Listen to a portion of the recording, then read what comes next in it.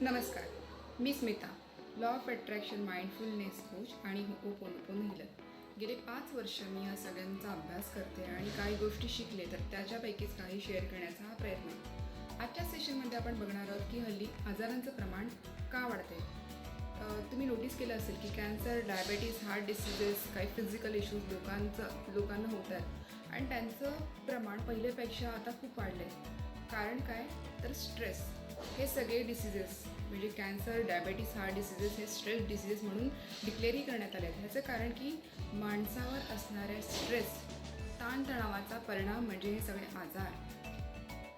का आजार होतात तर हल्ली आपल्या खूप साऱ्या इमोशन्स आपण मनातल्या मनात दाबून ठेवतो.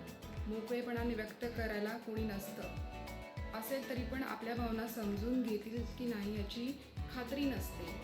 मग ह्या सगळ्या भावना मनात दडपून ठेवल्यामुळे काही केमिकल्स, फॉर एक्झाम्पल डायबेटीसच उदाहरण घ्या, की मनात एखादी भीती जर दबून राहिली तर त्याचा परिणाम काय होतं की ते हँडल करायला आपली बॉडी काही केमिकल्स रिलीज करते.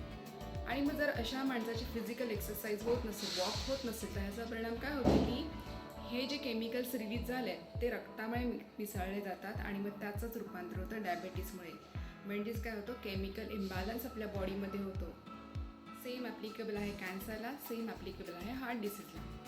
तर सोल्युशन काय तर पहिला सोपा मार्ग म्हणजे व्यक्त व्हायला शिका. आपल्या भावना मनमोकळेपणाने कोणाकडे तरी बोलायला शिका. मनातल्या मनात त्या दबून ठेवण्याने काय होतं तर आपल्या बॉडीवरच काही हार्मफुल इफेक्ट होत राहतात. जर बोलायला कोणी नसेल तर तुम्ही काय करू शकता की एखादा पेपर घेऊन त्याच्यामध्ये ह्या सगळ्या भावना लिहून काढा. म्हणजे काय होईल, तुमच्या मनात जे काही दबलेलं आहे ते सगळं त्या पेपरवर उतरलं जाईल. तिसरं म्हणजे जर तुम्हाला रडू येत असेल कोणत्या सिच्युएशनमुळे तर मोकळेपणाने रडायला शिका. रडणं ही देवाने दिलेली एक देणगी आहे. आपण माणसाने त्याला डिफरन्शिएट केलं की रडणं म्हणजे कमजोरी नाही. देवाने दिलेली ही इमोशन आहे जी आपल्याला व्यक्त करायला, आपल्या भावना ज्या मनात साचवून ठेवल्यात त्या मोकळेपणाने बाहेर काढायला मदत करते. एखादी गोष्ट नाही करायची तर नाही बोलायला शिका.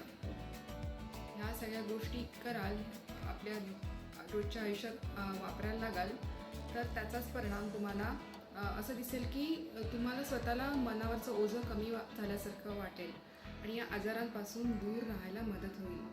तर नक्कीच ट्राय करून बघा. पुढच्या सेशनमध्ये अजून एखादा टॉपिक घेऊन भेटूया. धन्यवाद.